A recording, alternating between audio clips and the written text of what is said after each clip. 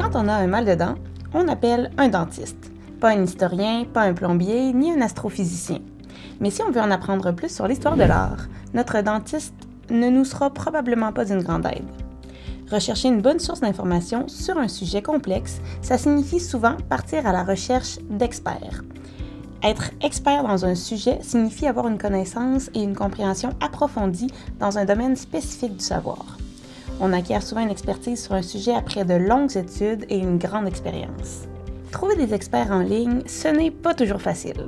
Comme vous le savez, sur Internet, il y a des tonnes de personnes qui sont prêtes à donner leur opinion sur presque n'importe quel sujet.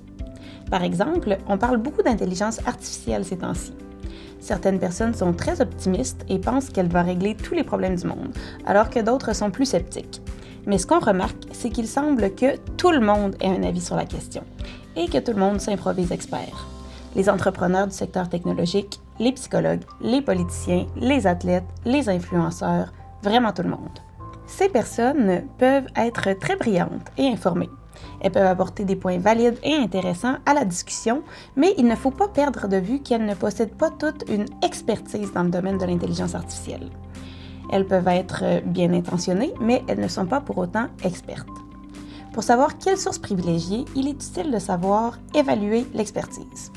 Tout d'abord, ce qu'il faut savoir, c'est que, bien souvent, les organisations et les individus qui sont les plus reconnus dans leur champ d'expertise ont une page Wikipédia. Quand ce n'est pas le cas, ce que nous pouvons faire, c'est étendre notre recherche ailleurs sur le web pour essayer de rassembler des informations qui nous permettraient d'évaluer leur expertise. Plusieurs éléments sont à considérer lorsqu'on mène ces recherches.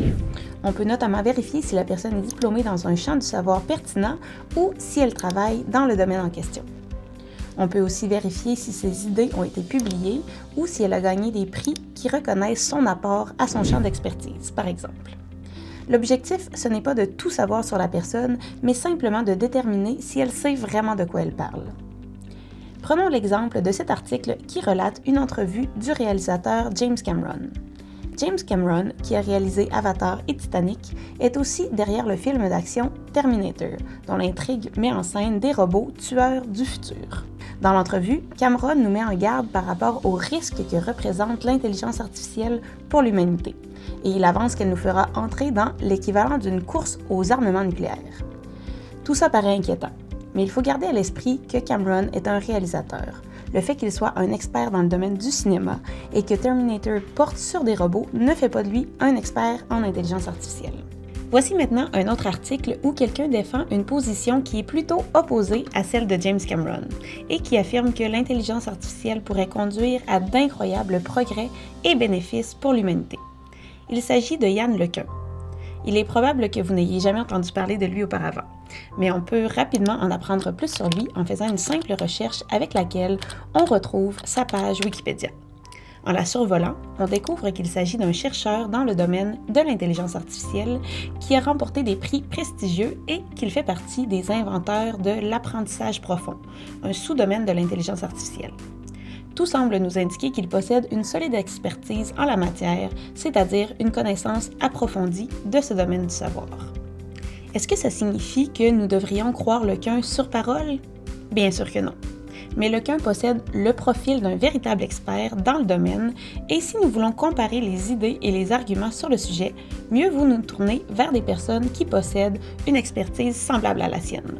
D'ailleurs, si nous poursuivions notre recherche, nous découvririons qu'il ne semble pas y avoir de consensus au sein de la communauté d'experts dans le domaine et que, contrairement à ce que pense Yann LeCun, de nombreux experts de leur côté mettent en garde contre les risques que peut représenter l'intelligence artificielle. C'est le cas, par exemple, de Yoshua Bengio, détenteur d'un doctorat en informatique. Lui aussi est pionnier de l'apprentissage profond et récipiendaire de prix pour ses recherches dans le domaine de l'intelligence artificielle.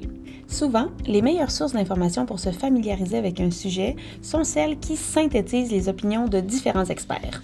C'est pourquoi les articles de journaux sont souvent très utiles. Un bon journaliste essaiera de comprendre là où il y a consensus et là où il y a désaccord dans un domaine pour ensuite le résumer. Certains instituts, agences et associations professionnelles peuvent aussi constituer d'excellentes sources de référence parce qu'elles représentent un aperçu général du consensus scientifique plutôt que l'avis d'un seul expert. On peut penser par exemple à l'Agence de santé publique du Canada, qui fait appel à une variété d'experts et présente une variété d'études ou de données pour étayer ses propos. Les experts sont souvent les meilleures sources d'informations disponibles, mais si vous partez à leur recherche sur Internet, vous aurez probablement à faire le tri entre les personnes qui attirent le plus d'attention et essayer de trouver celles qui possèdent réellement une connaissance approfondie de leur domaine du savoir.